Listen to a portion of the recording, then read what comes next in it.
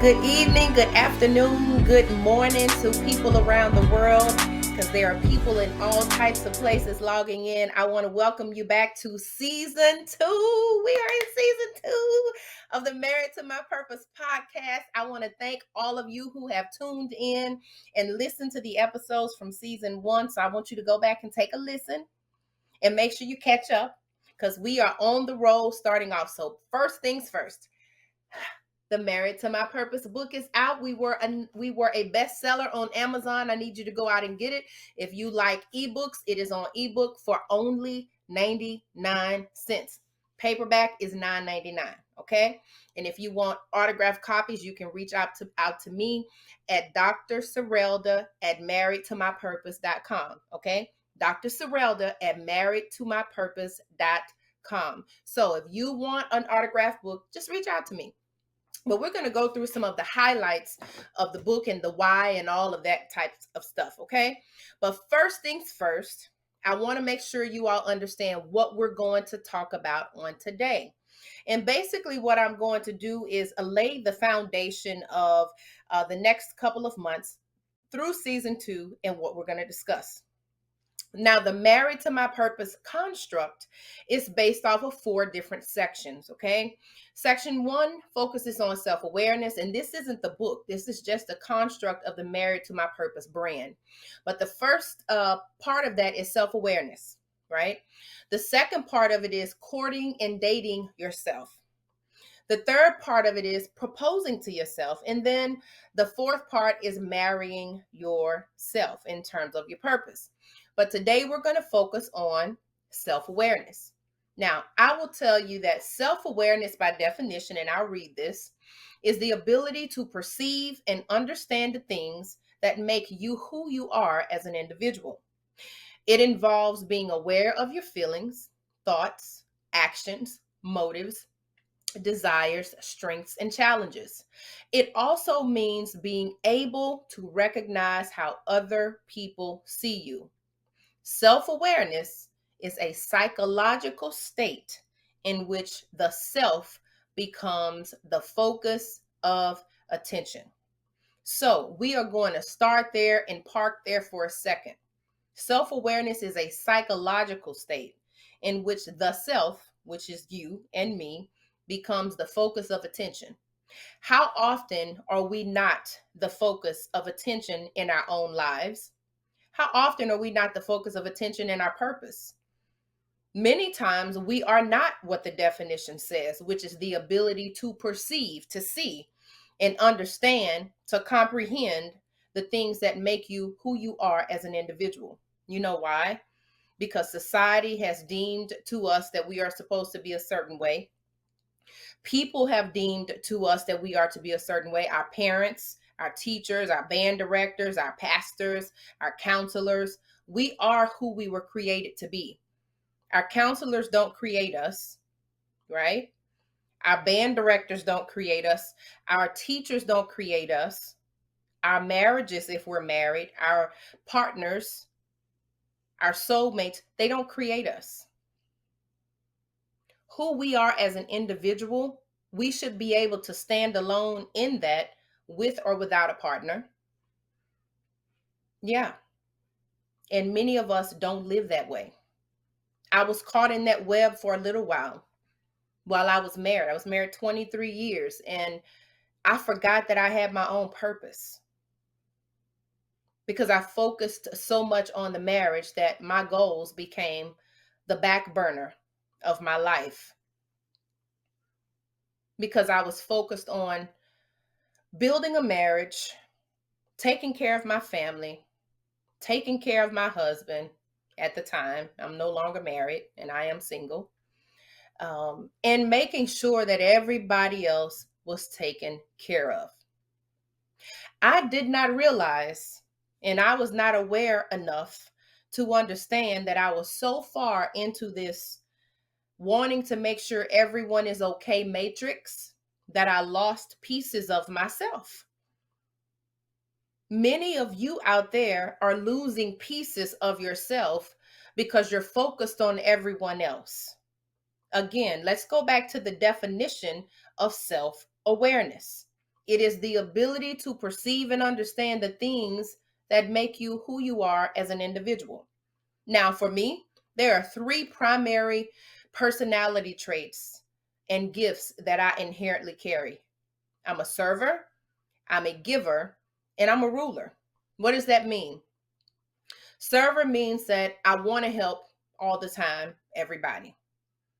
That's a good thing, and that could be a bad thing, because if I don't have balance and restraint to that, I can overserve and think that I'm the only one that can serve.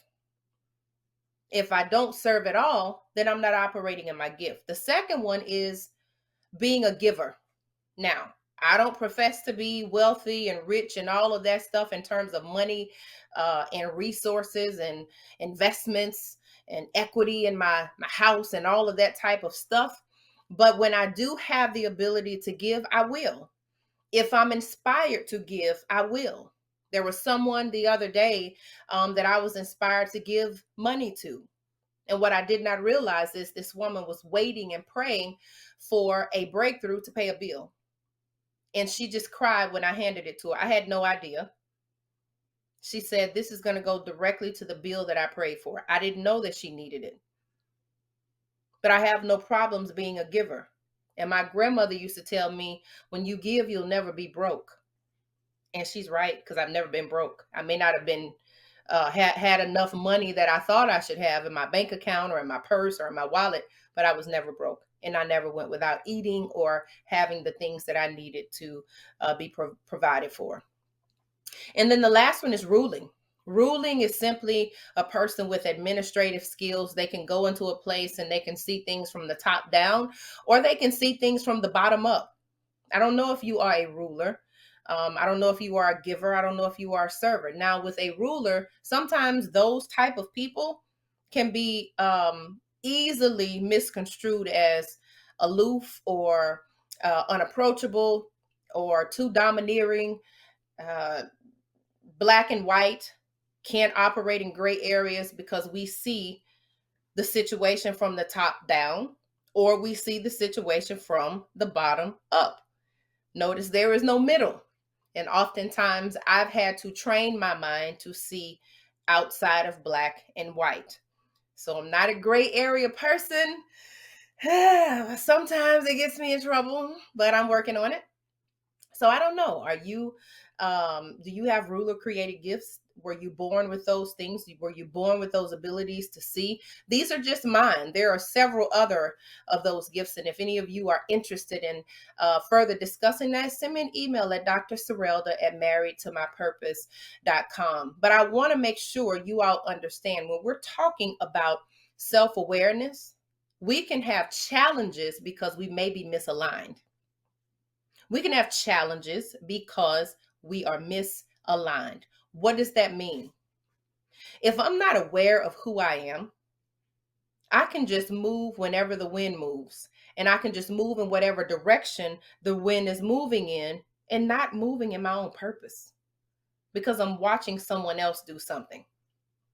That's not my purpose if I'm watching someone else and I want to copy. I don't want anyone to do that with me either. Don't watch me and copy what I'm doing.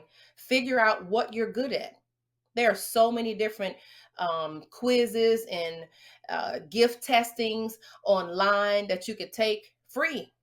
Just Google it and you'll be able to understand some of the things you like. Now, I guarantee you, if we did an exercise right now and I said, write down all the things you don't like, you could probably do that. And you may be able to write down some things that you do like.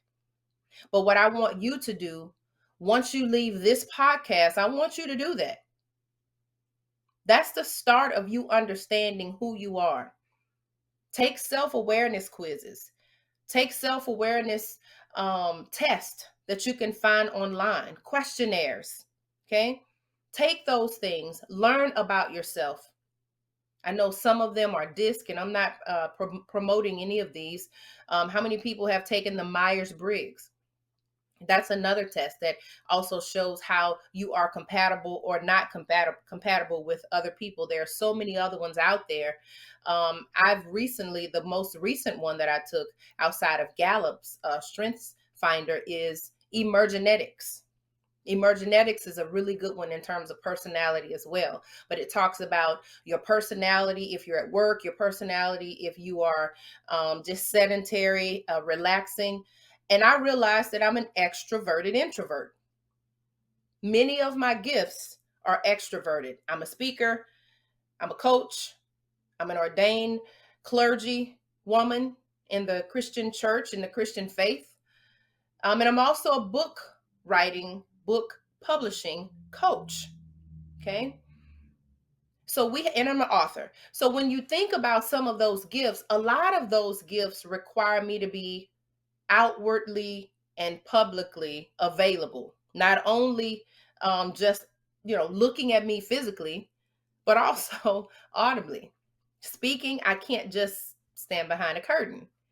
Many of times I have to go out and speak. I can't just speak audibly. I can't just speak on an audio. Many times people want me in person. So I have to go out and speak. But when I'm done, I don't want to talk to anybody. I want to be done. So when we talk about challenges and being misaligned in terms of self-awareness in order to find and navigate your self to your purpose, that's very important. It's very important. I don't really like to waste a lot of time anymore in my life on things that are not part of my purpose. I don't want to, because every moment counts. I want to make every moment count. I don't want to count the moments. I want to make every moment count. So when we are talking about self-awareness, when we're talking about being married to my purpose, you being married to your purpose, what does that look like? That first step, I want you to take some time, do some research. And here's another good one, and I'll leave you with this one. Ask other people how they see you. Now, this may be tricky because some people may be brutally honest and you're like, what? That's not me. Well, you asked them to tell you how they see you. Many people are afraid to do that. But I encourage you to think about that. Talk to some people that know you, that have known you for a while. Talk to some people that have only known you for a short amount of time. So you can get varying perspectives of how other people see you. And then see if you are self-aware enough to see those areas inside of you that they see. It's important to have a balance. So when we talk about self-awareness in terms of being married to your purpose, you have got to lock in to who you are. You've got to lock in to who you were purposed to be. And you certainly have to lock into who you were created to be. We don't want to have to go and try and create a representative. We don't need a representative. We were created with talents and gifts that's going to lead us to having treasures and possessions and wealth and all of those things. Successful businesses, best-selling books, being a coach on book collaboration projects, hosting a conference. I hosted the Married to My Purpose conference this summer. There are so many things that we can do, but what we don't want to do is focus on those things that are not aligned with who we are. I need you to get locked in. Don't waste another day trying to do something that somebody else wants you to do when you know you're misaligned. Okay? All right. Listen, next week we may have a special guest to come on, so I want you all to come back on next week so that we can continue the conversation on self-awareness from other perspectives, okay? Listen, thank you all. I will see you all next week as we are continuing to talk about how we can become married to our purpose. Bye-bye now.